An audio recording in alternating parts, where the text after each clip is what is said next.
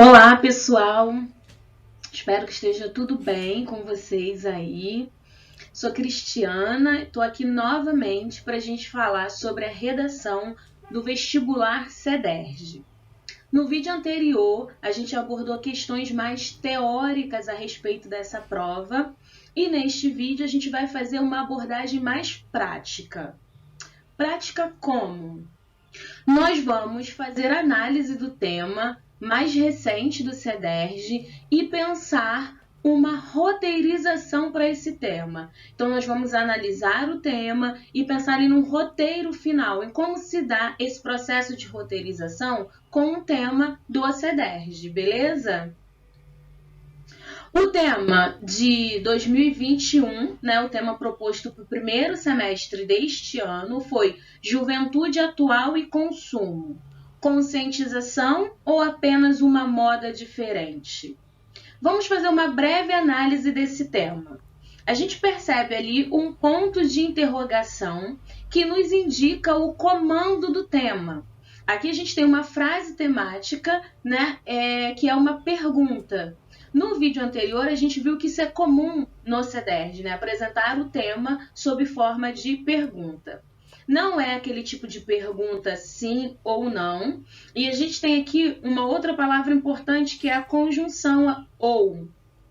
Esse conectivo, ele nos indica alternativas. Então, o tema pergunta ali se é uma conscientização ou uma moda diferente. Aqui a gente já tem indicação de como abordar o tema, né? O nosso texto, ele vai ter que argumentar sobre uma das alternativas propostas. Então, a gente vai seguir pelo caminho da conscientização ou da moda diferente. Agora vamos fazer a interpretação da frase temática, palavra por palavra, pensando nas palavras-chave, né? Eu sempre falo para os alunos, né, pensarem já nos sinônimos, né, para não ficar muito repetitivo ao longo do texto. Então, algumas palavras a gente vai repetir, mas para a gente pensar em sinônimos e também no que elas significam. Começando aqui, a gente tem a palavra juventude, né? Esta palavra ela nos indica uma faixa etária específica. Isso é muito importante de a gente ter atenção para esse fato, para a gente não fugir, né, disso no nosso texto. Como? Se a gente fizer uma abordagem que use só palavras como brasileiros, as pessoas, os indivíduos, a gente não está focando no recorte que a gente tem de faixa etária. Então, a argumentação ela vai se dar a respeito de uma faixa etária específica, os jovens. Depois nós temos o adjetivo atual, que também nos indica um recorte, o recorte temporal. A gente tem que falar dos jovens hoje, né? Na contemporaneidade. A gente pode citar os jovens, a geração passada, para fazer ali uma comparação, ou a gente pode citar a geração futuro, que a gente espera dela, mas o foco da nossa argumentação é a juventude atual. Ainda nessa primeira parte da frase temática, a gente tem a palavra consumo. A palavra consumo que significa aquisição, utilização, destruição de bens ou serviços. E aqui a gente pode confundir com consumismo, né? A diferença ali é que o consumismo a gente acaba fazendo essa aquisição, né? Essa utilização sem que seja algo necessário. E o consumo não, a gente consome, a gente utiliza bens para nossa necessidade. Aí vem a pergunta: a juventude atual, né, e o consumo, essa relação, ela tem se dado de forma consciente, né? A gente tem a palavra ali conscientização, que significa ali o processo de assimilação de um conhecimento, né? Tornar-se consciente, ou apenas uma moda diferente. Quando a gente pensa em moda, a gente pensa em algo passageiro, né? É um comportamento de uma dada época. Então, aqui a gente vai ter os dois caminhos, né, para a gente escolher ali apresentar a nossa argumentação. Essa relação da juventude atual com o consumo tem se dado de forma consciente, né, ou é só um comportamento da época atual, né, é uma moda. Antes, a gente vai fazer a leitura atenta dos textos motivadores. O primeiro texto que a prova trouxe é um trecho de um poema chamado Eu, Etiqueta, de Carlos Drummond de Andrade, que diz o seguinte: em minha calça está grudado um nome, que não é meu de batismo ou de cartório. Um nome estranho. Meu blusão traz lembrete de bebida que jamais pus na boca nesta vida. Em minha camiseta há marca de cigarro que não fumo, até hoje não fumei. Minhas meias falam de produto que nunca experimentei, mas são comunicados a meus pés. Meu tênis é proclama colorido de alguma coisa não provada por este provador de longa idade. Meu lenço, meu relógio, meu chaveiro, minha gravata e cinto e escova e pente, meu copo, minha xícara, minha toalha de banho e sabonete, meu isso, meu aquilo. Desde a cabeça ao bico dos sapatos são mensagens, letras falantes, gritos visuais, ordens de uso, abuso, reincidência, costume, hábito, premência, indispensabilidade, e fazem de mim homem anúncio itinerante, escravo da matéria anunciada. Estou na moda. Bom, esse primeiro texto aqui mostra uma relação com a moda que tem um certo distanciamento, né? O consumo de coisas que não tem a ver com a identidade do consumidor, né? Compra e usa apenas o que está na moda, né? Completamente influenciado pela publicidade, pela propaganda, né? É mais o ter do que o ser. Vamos ao segundo texto. O segundo texto é a matéria, né, que saiu numa revista, na revista Ela, né? E tem esse título, A Turma que Não Compra. Acredite, existe uma geração de fashionistas que não tem vontade de entrar em loja nem pagar por uma roupa. Prefere trocar, alugar, herdar e ressignificar. A artista plástica Joana Uchoa, de 23 anos, não entra em uma loja de roupa há mais de 5 anos. Isso não quer dizer que ela não gosta de moda, ou seja, basiquinha. Ela simplesmente não quer estar dentro do modelo convencional de consumo, em que é preciso pagar um preço alto por peças novas lançadas em ritmo frenético e homogeneizam o vestir. Um dos grandes aliados da geração consciente é a customização. Pintar, cortar, costurar. Joana tem até uma camiseta manchada que pegou do pai e ilustrou 2 mãos para disfarçar. Postou no Instagram e começou a receber pedidos. Não esperava esse retorno, foi uma surpresa, mas fui no fluxo e acabei fazendo bastante. Vendia direto e fui chamada para collabs.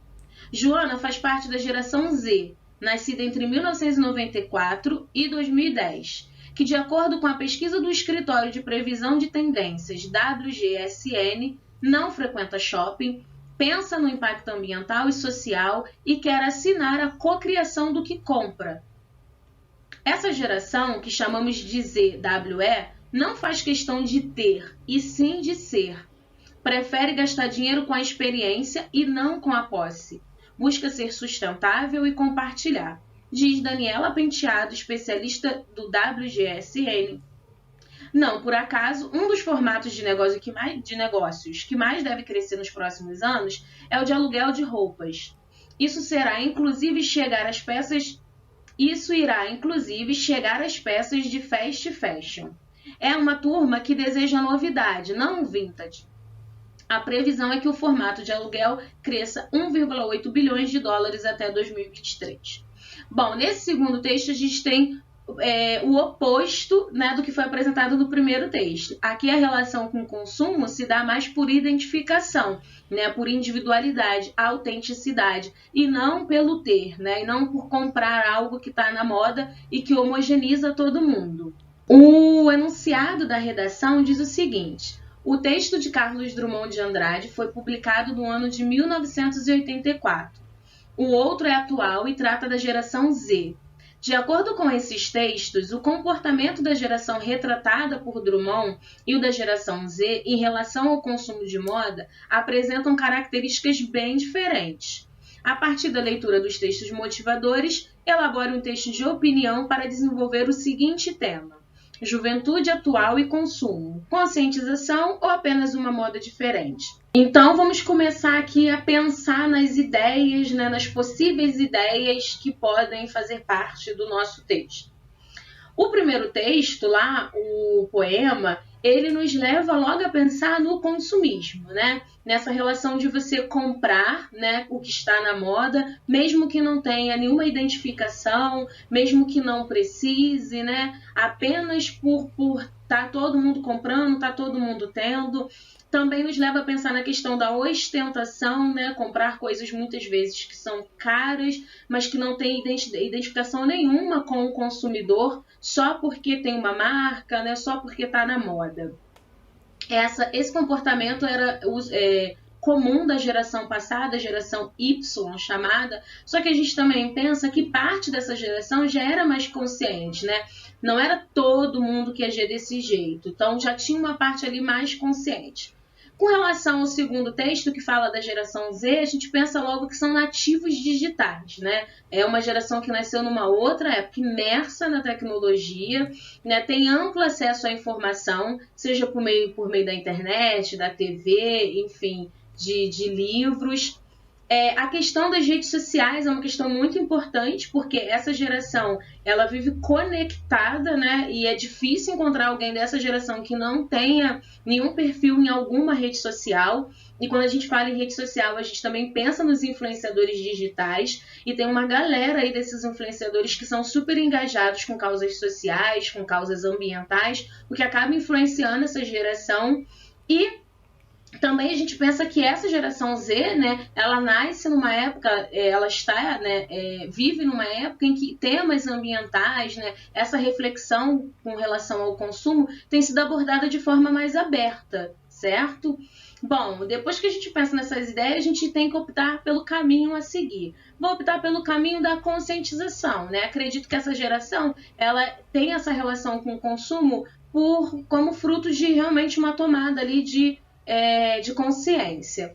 E precisamos selecionar as ideias que de fato vão compor o nosso texto. Eu acho que essas 3 ideias aqui são um bom caminho para a gente defender o ponto de vista. Bom, depois de selecionar as ideias, é hora, né, de decidirmos ali qual será de fato a nossa tese, quem vai compor os argumentos e pensar em como a gente vai fechar o nosso texto. A tese será de que os jovens atualmente eles têm praticado um consumo de moda mais consciente. Para provar, para sustentar essa tese, vamos usar como primeiro argumento, né, a questão da influência externa, a influência da cultura. A cultura é fator determinante para o comportamento do consumidor. Desse modo, o consumo consciente da geração Z deve-se em grande medida a uma parcela de jovens da geração Y, nascidos entre 1980 e 1990, que iniciou essa reflexão no passado. Como segundo argumento, né, para a nossa tese, temos o amplo acesso à informação. O amplo acesso à informação que os jovens de hoje têm contribui para o consumo consciente na medida em que expõe o consumismo como algo realmente ruim e estimula a autoidentificação e reflexão sobre o assunto. E, para concluir, a gente tem a retomada da tese. A juventude atual tem se mostrado, de fato, uma geração preocupada com questões ambientais e sociais, o que se reflete na forma como consome a moda.